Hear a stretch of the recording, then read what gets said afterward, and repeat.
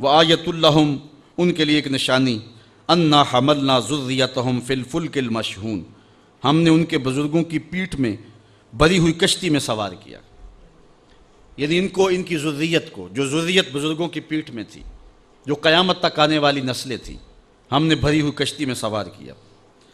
اللہ اکبر۔ وخلقنا لہم من مثلہ ما یرکبون، اور ان کے لیے ویسی کشتیاں بنا دی جن پر وہ سوار ہوتے ہیں۔ آج کے جدید جہاز اس سے مراد لیے جا سکتے ہیں۔ تو کہا ان کو، ان کی ذریت کو، ان کے ساز و سامان کو ہم نے بڑی کشتیوں کے اندر سوار کر دیا۔ لکڑی کا ایک تختہ ہے جو پانی پہ تیر رہا ہے۔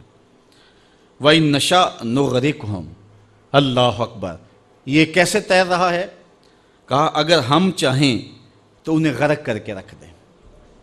آج تو موجیں، طوفان اور جو ہے وہ بڑے بڑے جو ہے وہ حادثات جو سمندر میں روپذیر ہو رہے ہیں، ان کا بیڑا پھر بھی بچ کے گزر جاتا ہے۔ یہ ملا کا کمال ہے یا جو بیٹھے ہیں ان کا کمال ہے؟ کہا ان کا کمال نہیں، رب ان کو بچا رہا ہے۔ اور اگر ہم چاہیں، وَإِن نَّشَأْ، اگر ہم چاہیں، نُغْرِقْهُمْ، ہم ان کو غرق کر دیں، فَلَا صَرِيخَ لَهُمْ، ان کی کوئی چیخ بھی نہ سن پائے، ان کی کوئی فریاد کو بھی نہ پہنچے، وَلَا هُمْ يُنْقَذُونَ، اور نہ یہ بچائے جائیں، کوئی مدد کے لیے کوئی ٹیم ان کی مدد کو پہنچے بھی نہ۔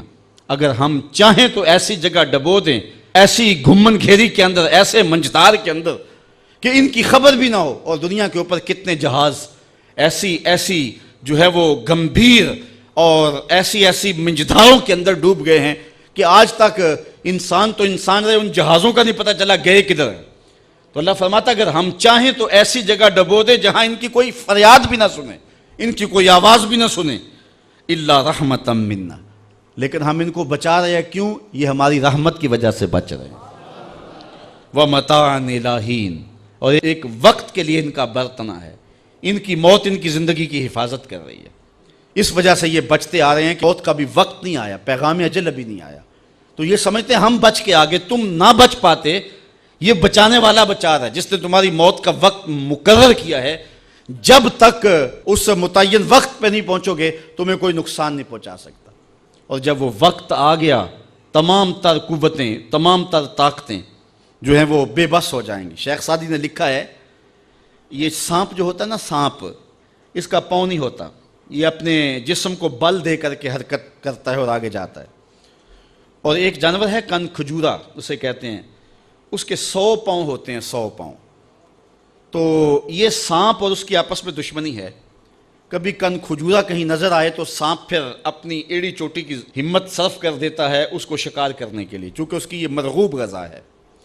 تو شیخ سعدی فرماتے ہیں کہ کن کھجورا نکلا نا تو سانپ نے بھاگ کر کے اسے پکڑ لیا، تو کسی نے کن کھجورے سے کہا تیرے 100 پاؤں تھے اور سانپ کا ایک بھی پیر نہیں تھا، اور تو 100 پاؤں رکھنے کے باوجود ایسے سے پکڑا گیا جس کا ایک پیر بھی نہیں ہے۔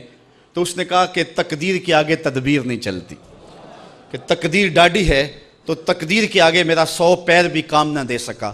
تو جب تقدیر آ جاتی ہے، موت آ جاتی ہے، تو کوئی تدبیر کام نہیں دیتی ہے، اور جب تک موت نہیں آتی ہے تو پھر زندگی کی موت خود حفاظت کرتی ہے۔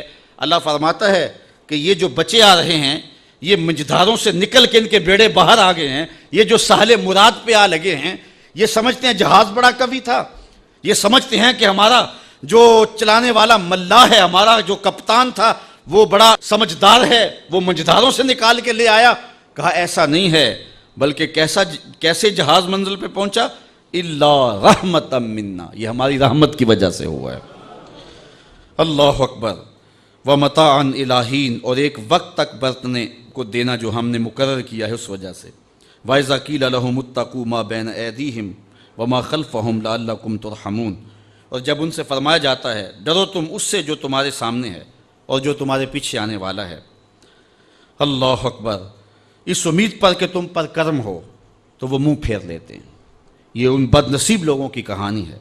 وَمَا تَأْتِيهِم مِّنْ آیَةٍ مِّنْ آیَاتِ رَبِّهِمْ إِلَّا كَانُوا عَنْهَا مُعْرِضِينَ، جب کبھی ان کے ہاں رب کی نشانیوں میں سے کوئی نشانی آتی ہے تو وہ ان نشانیوں کو دیکھ کر کے اللہ تعالیٰ جل شانہ کی عظمتوں کا، اس کی قدرتوں کا اظہار کرنے کی بجائے، سجدہ ریزیاں کرنے کی بجائے، تسبیح و تحلیل بولنے کی بجائے یہ اعراض کرتے ہیں، منہ پھیر لیتے ہیں۔